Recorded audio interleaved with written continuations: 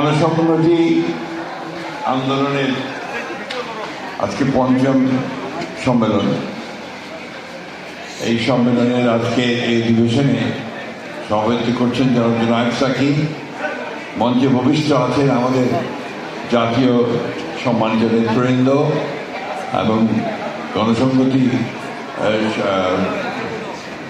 সংহতির নেতৃবৃন্দ, বিভিন্ন অঞ্চল থেকে আসা গণসংহতির নেতৃবৃন্দ, কর্মীবৃন্দ, আসসালামু আলাইকুম।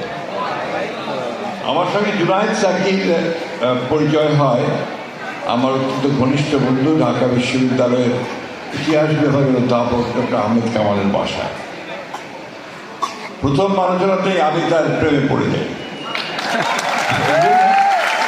জানি তরুণ যুবকের মধ্যে সেদিন আমি যে স্বপ্ন দেখেছিলাম এবং যে দৃঢ়তা দেখেছিলাম, সে সত্যিকার অর্থেই বাংলাদেশে একটা পরিবর্তন করতে চায়।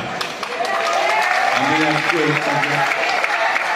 আন্তরিকভাবে ধন্যবাদ জানাতে চাই এবং আপনাদের সংগঠির সকল নেতাকর্মীকে আন্তরিকভাবে অভিনন্দন, শুভেচ্ছা জানাতে চাই যে আপনারা জুনায়েদ সাকির নেতৃত্বে বহুদূর এগিয়েছেন এবং আমি বিশ্বাস করি আপনারা সামনের দিকে আরো সাফল্য লাভ করতে পারবেন।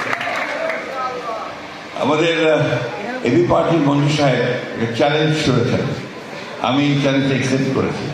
এই জন্য আমি সবসময় মনে করি আমাদের গত কয়েক বছরে একসাথে কাজ করার যে একটা ঐক্য তৈরি হয়েছে এবং আমাদের মতো বৃদ্ধ এবং তাদের মতো কী বলবো তরুণ এবং আরও তরুণ যারা আছেন তাদের মধ্যে কিন্তু একটা কাজের সংহতি তৈরি হয়েছে। এ ব্যাপারে কোনো সন্দেহ নেই। গত যে আন্দোলন, যে উত্থান, সেটা তারই প্রমাণ হয়েছে। আমি প্রায় বলতাম যে কোথায় আমি তো তরুণদের দেখতে পাই না, আমি ঢাকা বিশ্ববিদ্যালয়ের ছাত্রদের দেখতে পাই না, আমি দেখতে পাই না যে একটা অন্যায়ের বিরুদ্ধে ঢাকা বিশ্ববিদ্যালয় থেকে একটা মিছিল বেরিয়ে আসছে। কিন্তু সর্বশেষে আমরা 24শে জুলাই আমরা দেখেছি সেই শুধু ঢাকা বিশ্ববিদ্যালয় নয়, সারা দেশের তরুণরাই অন্যায়ের বিরুদ্ধে রাস্তায় নেমে আজকে এখানে অনেক হতাশা প্রকাশ করেছে। আমি আমার ব্যক্তিগত জীবনের কোনদিন হতাশাবাদী ছিলাম না, রাজনৈতিক জীবনে হতাশাবাদী নই, কারণ আমি বিশ্বাস করি যে ন্যায়ের জয় হবেই, সত্যের জয় হবে। আজকে আমরা আবার বলছি, আজকে যে সংকট তৈরি করেছে এই অন্তর্বর্তীকালীন সরকার, ঐক্যমত্য কমিশন, আমি বিশ্বাস করি যে এই সংকট কেটে যাবে।